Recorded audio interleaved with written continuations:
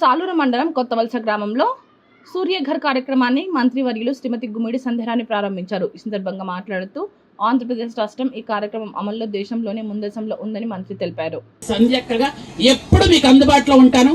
మా ఇంట్లో ఎవరిని కాపలా పెట్టను, గేటు బయట ఉంచను, కుక్కలను వదలను.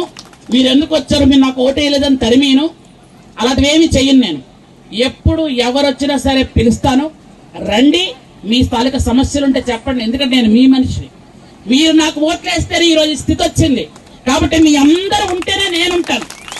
కాబట్టి మీ అందరు మనిషిగా, మీ అందరు ఆడబిడ్డగా ఎప్పుడైనా ఏ టైమైనా రండి, మీకు ఏ పనైనా చేసి పెడతాను. మరొకసారి తెలియజేసుకుంటూ మళ్ళీ చెప్తున్నాను, మళ్ళీ చెప్తున్నాను. అమ్మా ఏంటమ్మా కూర వండుకోలేదా ఏంటి?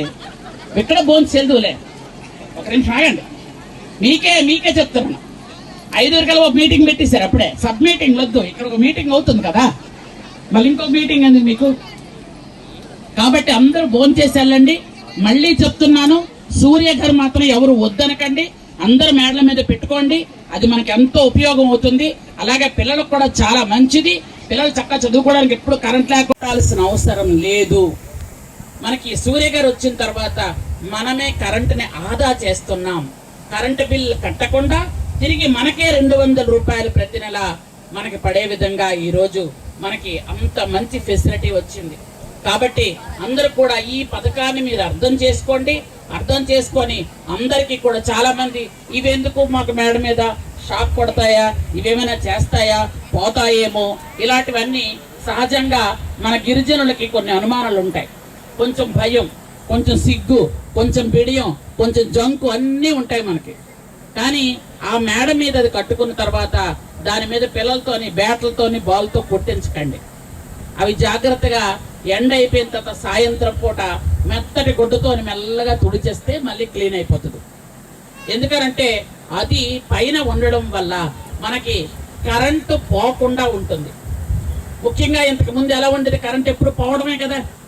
ఇప్పుడు కరెంటు పోవడం మనం ఇస్తున్న పెట్టుకొని ఇసుకోవడం, పిల్లలకి ఇస్తడం, ఇదే కదా మన పని. కానీ ఈరోజు కరెంటు మనకి పోకుండా ఉండాలన్న ఉద్దేశం. అలాగే గత ప్రభుత్వాల్లో గతసారి అయితే ఎక్కడైనా ఏ పని జరగలేదు, వేరే విషయం. ఒక రోడ్డు వేయలేదు, ఒక కాలు వేయలేదు, ఒక కరెంట్ ఇవ్వలేదు, ఒక నీళ్ళు ఇవ్వలేదు, ఏ పని లేదు. గత 18 సంవత్సరాలుగా చేసినటువంటి మాజీలైతే ఇక్కడ అన్నిటికీ శిలాఫలకాలు మాత్రమే వేస్తారు. ఆ శిలాఫలకాలకి మనం ఇప్పుడు పూజ చేసుకోవాలి అంతే తప్ప కానీ ఇంకేం లేదు. కానీ ఈరోజు 21 నెల పూర్తయింది.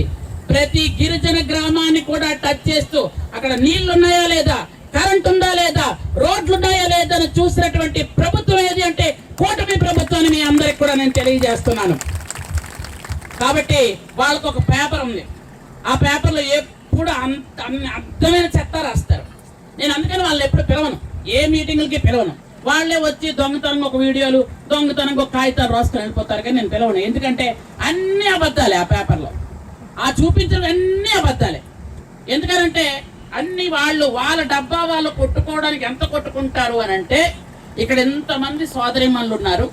సొంత తల్లిని చెల్లినే పేపర్లో తిట్టించిన వాడికి మనల్ని తిట్టించడం మన ఇదేమైనా పెద్ద విద్య వాళ్ళకి? ఒకసారి ఆలోచించండి. తల్లిని చెల్లిని